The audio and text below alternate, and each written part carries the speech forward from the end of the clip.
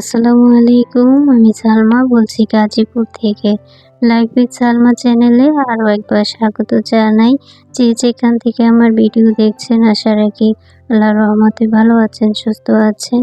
আলহামদুলিল্লাহ আমি আমার পরিবার নিয়ে ভালো আছি।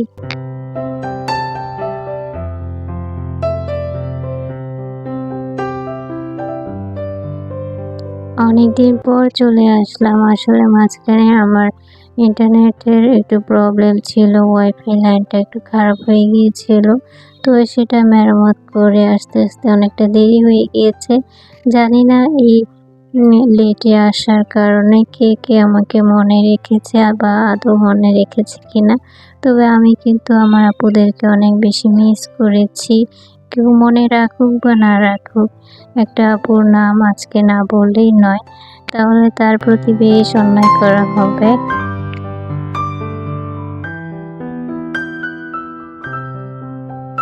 আপুটার চ্যানেলের নাম হচ্ছে বাংলাদেশি মম চাঁদপুর। আপু আমি যখন দেরি করে ভিডিও দিই তখনই খোঁজ নেয় যে কেন আপু ভিডিও দিচ্ছ না, কবে নতুন ভিডিও দিবে। তো আপুকে অসংখ্য অসংখ্য ধন্যবাদ আপু, অনেক ভালোবাসা তোমার প্রতি। তো আপুর নামটা আমার কাছে কঠিন মনে হয়, তো তারপর বলছি আপুর নাম হচ্ছে সোহেলি।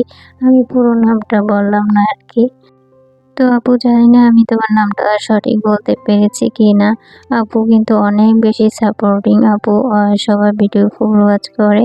যারা চেনেন তো জানি না, আর যারা চেনেন না তারা চাইলে আপু চ্যানেলে ভিজিট করতে পারেন। আপু খুব ভালো মনের একজন মানুষ।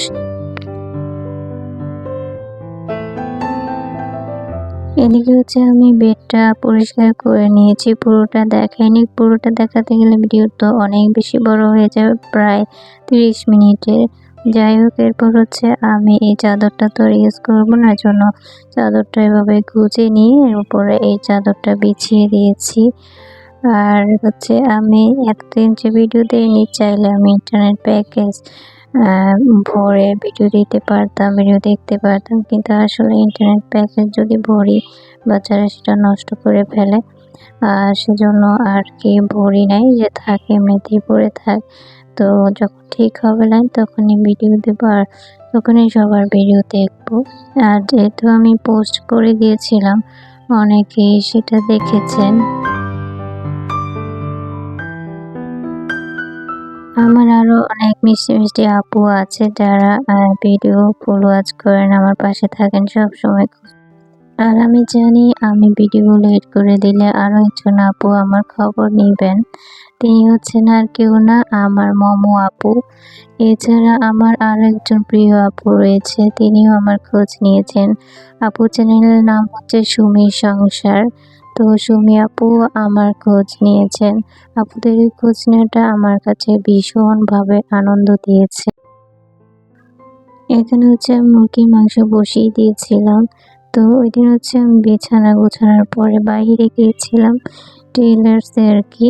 তো ঈদের কিছু জামা কাপড় বানাতে দিয়ে আসছি, আর বেডশিটটাও তৈরি করতে দিয়ে আসছিলাম। তারপর বাড়ি থেকে এসে একটু বিশ্রাম নিয়ে মাংসটা পাকাচ্ছিলাম। তো সকালে হচ্ছে ভাজি ভর্তা করে নিয়েছিলাম, শুধু মাংসটা রান্না করা বাকি ছিল আর কি। তো মামা আপুকে আমি বলেছিলাম যে আপু আমি মুরগির মাংস পাকাচ্ছি, তো আপু হয়তো বুঝতে পারবে এই ভিডিওটা দেখার পরে। হঠাৎ করে লাইনটা খারাপ হয়ে যায়, আমার ভিডিওগুলো দিতে অনেকটা লেট হয়ে গিয়েছে। তো ভাবলাম ভিডিওগুলো ডিলিট না করে এগুলাই দিয়ে দিই। আবার নতুন করে ভিডিও করতে গেলেও তো অনেক ঝামেলা। আমার কাছে মনে হয় ইউটিউব একটা স্বপ্নের মতো ঘুমন্ত পৃথিবী। ঘুমের মধ্যে আমরা স্বপ্ন দেখি, আবার ঘুম ভাঙলে যেরকম স্বপ্ন ভেঙে যায়। তো ইন্টারনেট কানেকশন যখন থাকে তখন সবার দেখা পাই, যখন কানেকশন না থাকে তখন কিন্তু কারো দেখা পাওয়া যায় না। তাই মনে হয় যে ইন্টারনেট ইউটিউব হচ্ছে একটা ঘুমন্ত স্বপ্নর পৃথিবী। তো কার কাছে কিরকম মনে হয় তো জানি না, আমি আমার মতামত প্রকাশ করলাম। আর এটা হচ্ছে পরের দিন আর কি, সকালের ভিডিও। এখানে আমি সকালে নাস্তা তৈরি করে নিচ্ছিলাম বুট দিয়ে, পোলাও চাউল দিয়ে আর কি। এটাকে আমি বুট পোলাওই বলি, অনেকে বুট বিরিয়ানি বলে। আর পাশে চলে হচ্ছে ডিম ভুনা করে নিচ্ছিলাম।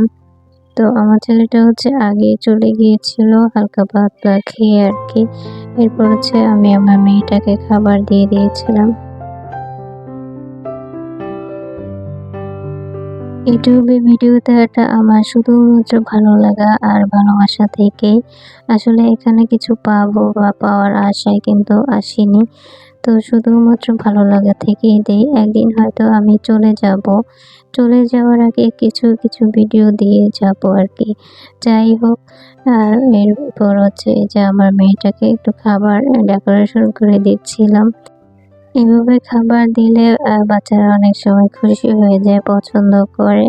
তো এখানে পোলাও আর ডিম ভুনাটা দিয়ে দিয়েছি। আর লেবু বা শসা দেওয়ার মতো সময় ছিল না।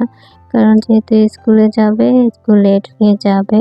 তো ও খেয়ে কিন্তু চলে গিয়েছিল। এরপর আমাদের খাবারগুলো টেবিলে রেডি করে নিয়েছিলাম। চলে যাওয়ার পর আমরা অফ ক্যামেরাতে খাওয়া-দাওয়া করে নিয়েছিলাম। যারা আমার ভিডিও আজকে প্রথম দেখছেন, যদি ভালো লাগে চ্যানেলটি সাবস্ক্রাইব করে পাশে থেকে যেতে পারেন। অল অপশন ক্লিক করে রাখবেন, এতে করে আমি ভিডিও ছাড়ার সাথে সাথে আপনার কাছে নোটিফিকেশন পৌঁছে যাবে। আপনি আপনার সময় সুযোগ করে দেখে নিতে পারবেন। আর আমি ২৪ ঘন্টা পর আপনার কাছে পৌঁছে যাব ইনশাআল্লাহ। যারা ভিডিওটি দেখছেন, আমি এই কথাটা আজকে বলাই হয়নি।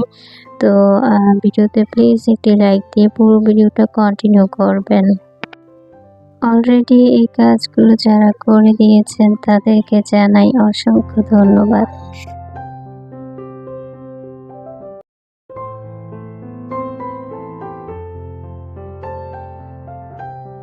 অফ ক্যামেরাতে খাওয়া-দাওয়া করে আমি প্লেট বাটিগুলো ধুয়ে নিচ্ছিলাম।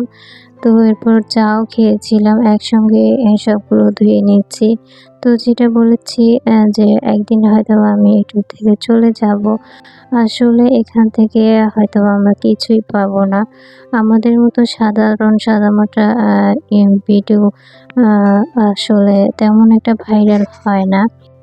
মাঝখানে একটা সময় যখন গ্যাপ পড়ে গিয়েছিল, তখনও চিন্তা করছিলাম যে ভিডিও আর দেব না। তো তারপরও কেন জানি আবার আসলাম আরকি। মাঝে মনে হয় এখানে হয়তো পরিশ্রম করছি, সময় দিচ্ছি। তো শুধু এখানে সময় নষ্ট করছি। আবার ভাবি যে সমস্যা কি করতে থাকি। এই আরকি ২ টানার মধ্যেই আছি। তো যাই হোক, এটা হচ্ছে বিকালের ভিডিও।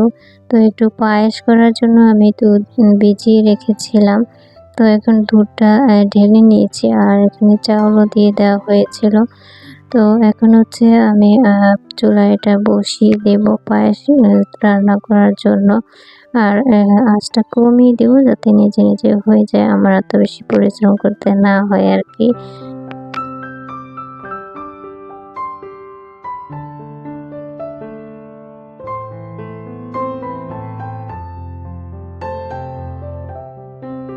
পায়েস রান্নাটা বসিয়ে দিয়ে আমি ডাইনিং টেবিলে চলে আসছি।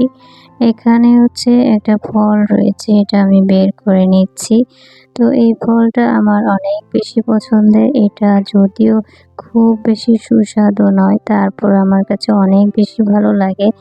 তো এটা অনেকেই হয়তো চেনেন, এটার নাম কি আমি বলবো না।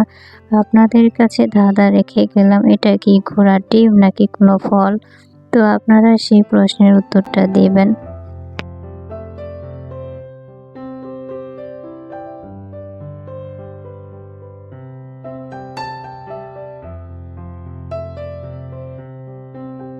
আমি তো এটাকে ঘোড়ার ডিমই বলি, তবে এটার একটা নাম রয়েছে।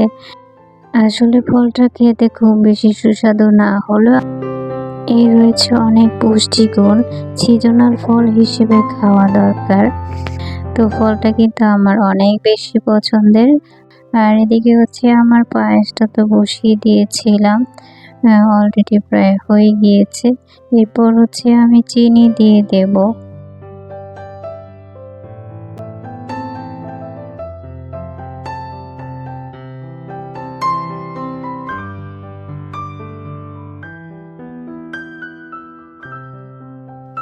চিনি দিয়ে হালকা নেড়ে-চেড়ে কিছুক্ষণ জাল করে চুলাটা অফ করে দিব। তাহলে হয়ে যাবে আমার পায়েস।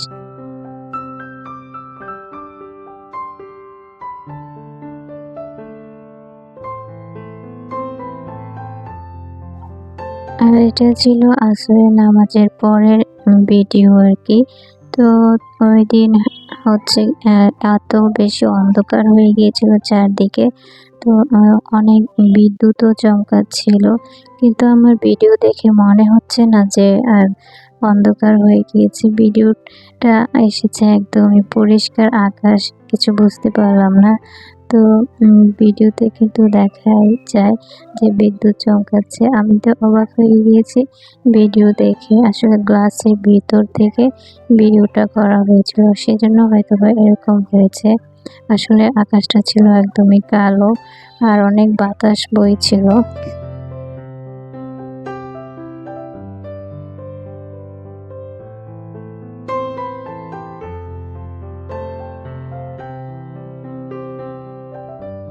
আর আকাশটা এত বেশি ভালো লাগছিল যেটা আমি ভিডিও না করে পারিনি। যখনই আকাশ দেখতে ভালো লাগে আমি তো ভিডিও করেই ছাড়ি। তো ওই সময় ভিডিও করেছিলাম আর বিদ্যুৎ চমকাচ্ছিল। বিদ্যুৎ চমকানো, বজ্রপাত পড়া এইসব দেখলে তো আমার ভীষণই ভয় লাগে। ওই দিনের ওই ঝড় বৃষ্টির পরেই আমার ওয়াইফাই লাইনটা খারাপ হয়ে যায়। এরপর ঠিক হচ্ছিল না, যার জন্য ভিডিও দেখা সম্ভব হচ্ছিল না।